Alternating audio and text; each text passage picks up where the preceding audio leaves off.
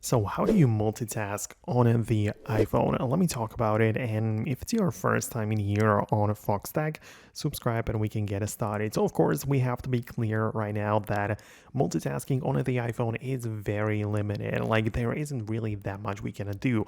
So the multitasking basically includes the picture-in-picture mode. So when you go to your settings and find general, and you'll be able to see the picture in picture mode, and you can see that you can enable it, and for the supported apps it will get the job done, meaning that you'll be able to minimize, still keep on watching the video, and kind of like do some other things outside of that. So let me just show it to you right now with like let's say that this is my channel, not let's say this is actually the channel. You can subscribe if you're interested, but you can get inside a video like this. I can minimize, and now I can do some other things, right? Whatever.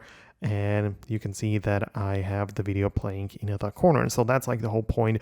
You can see this is one of the best ways to multitask on the iPhone, but obviously we don't have the ability to like split the screen or do anything like that. It's just not how it works. So the other way you can kind of multitask would really be by quickly switching in between the apps. So for example, let's say I want to use the voice recorder, right? Or, let me choose a better example. Like let's say I want to browse photos and then go to the Files app, right?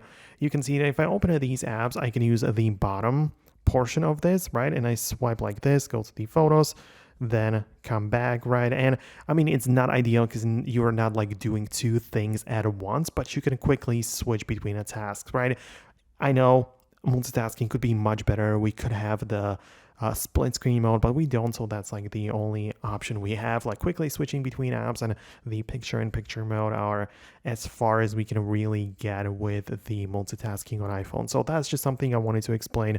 Let me know what you think below, and I'll see you later in the future videos.